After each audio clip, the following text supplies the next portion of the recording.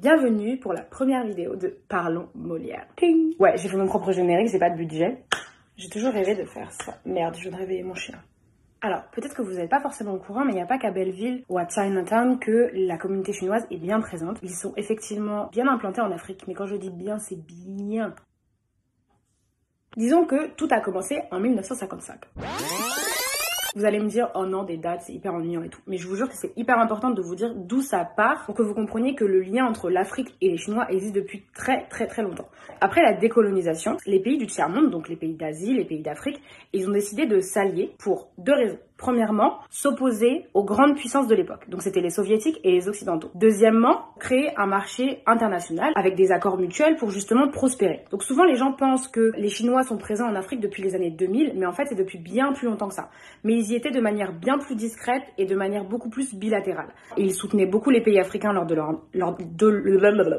déclaration d'indépendance, ou par exemple ils offrent une ligne de chemin de fer pour relier deux pays. Mais déjà à cette époque-là, ils faisaient pas ça gratuitement. Je peux pas vraiment vous expliquer pourquoi.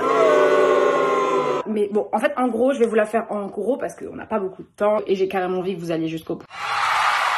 À l'époque, il existait deux Chines. Lorsque les pays de l'ONU ont décidé de faire voter quelle serait la vraie Chine, et bah du coup la République populaire de Chine avait besoin de votes. C'est comme si par exemple je veux devenir délégué de classe et pour que tu votes pour moi, et ben je vais te dire que je vais porter tes plateaux à la cantine. Et ben là c'est pareil. Et c'est comme ça que la République populaire de Chine est devenue la vraie Chine. Les pays dits puissants économiquement utilisent souvent les voix des pays africains parce qu'ils sont pas mal représentés lors des conseils de l'ONU pour avoir ce qu'ils veulent. Donc bon, quand c'est pas les matières premières, c'est les votes. Bref, passons. Pour revenir un peu à la Chine et à l'Afrique, les échanges commerciaux entre l'Afrique et la Chine aujourd'hui, ça représente 143 milliards de dollars. C'est juste énorme. Pour vous donner un exemple, aujourd'hui, les échanges commerciaux entre l'Afrique et l'Inde, les États-Unis et l'Europe réunis, ça représente même pas ce qui se passe avec la Chine et l'Afrique. Donc en soi, vous allez me dire, l'Afrique est prospère dans ses échanges commerciaux, c'est très bien. Mais en fait, pas du tout. De la même façon que l'Afrique était dépendante des empires coloniaux, aujourd'hui, l'Afrique est à nouveau dépendante d'un empire, et c'est l'empire chinois. Parce que c'est un marché donnant. Les Chinois, ils exportent leur savoir-faire en termes d'équipement, en termes d'infrastructures, et ils donnent de l'argent aux Africains pour que eux puissent investir et augmenter la croissance africaine. Ces pays africains ne peuvent pas les concrétiser sans cet argent-là. En contrepartie, les Africains, eux, exportent leurs matières premières. Pétrole, or, diamants, nickel. Donc vous allez me dire, l'Afrique est dépendante de la Chine, d'accord, mais en contrepartie, ils en retirent quelque chose. Non, c'est pas ça le pire. Le pire aujourd'hui, en fait, c'est que l'Afrique est endettée. Parce qu'en fait, quand je vous dis que la Chine donne de l'argent, ils ne donnent pas, ils prêtent. La Chine est devenue la Banque d'Afrique. Donc quand on vous prête de l'argent, la banque récupère des intérêts. Si on prête 100 millions à un pays africain, la Chine vous réclamait 130 millions par exemple, justement pour faire des bénéfices. Ça arrange bien les Africains aussi, parce que beaucoup de pays ne veulent pas prêter de l'argent à l'Afrique, par peur de ne jamais se faire rembourser, ou alors parce que le gouvernement ou la situation politique ne respecte pas vraiment les droits de l'homme.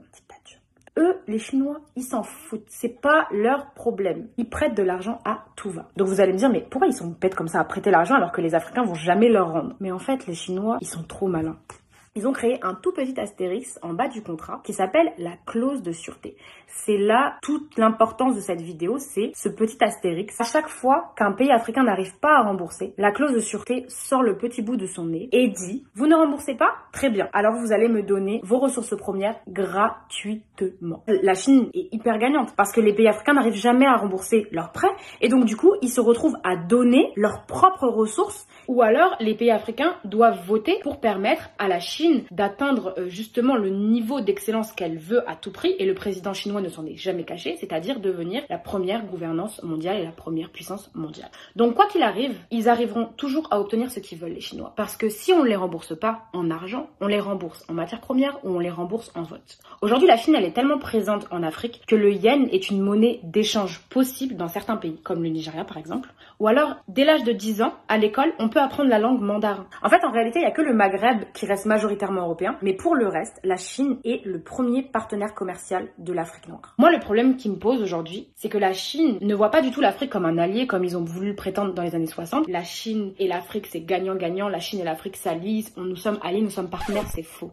Aujourd'hui, la Chine voit l'Afrique comme un fournisseur et non pas comme un allié. L'avantage des Chinois, c'est qu'ils ne sont pas condescendants. Puisque la Chine se voit toujours comme un pays pauvre, mais qui veut devenir riche, et ils arrivent en Afrique sans la manière condescendante que pouvaient avoir les Européens. Du coup, les Africains sont plutôt favorables à l'arrivée des Chinois. Dans ce processus, il y a maintenant les GAFA. GAFA, ça veut dire géants du web. Enfin, en fait, non, GAFA, ça veut dire Google, Apple, Facebook, Amazon. Donc, ces géants du web sont en train de commencer tout doucement à s'implanter dans le continent africain. Et puis, en attendant, t'as les Français qui ont perdu plus de la moitié de leur part de marché en Afrique pour justement laisser la place aux Chinois, aux Libanais et aux Indiens. Tous les étrangers aujourd'hui exploitent les ressources premières de l'Afrique. Tous les étrangers aujourd'hui veulent être présents à Djibouti sur une base militaire parce que c'est un réel enjeu politique d'être présent sur cette zone-là. Tous les étrangers veulent avoir mainmise sur l'Afrique alors que l'Afrique est censée n'appartenir à personne. Pourquoi l'Afrique est constamment assujettie à un simple donneur? Il faudrait que l'Afrique puisse penser que leur matière première peut et doit devenir leur commerce principal. L'Afrique n'a pas besoin d'une gouvernance ou d'un leader étranger pour leur permettre de vendre leurs propres ressources. Si aujourd'hui l'Afrique exploitait ses propres richesses, elle ne serait pas à la merci de toutes les nations du monde.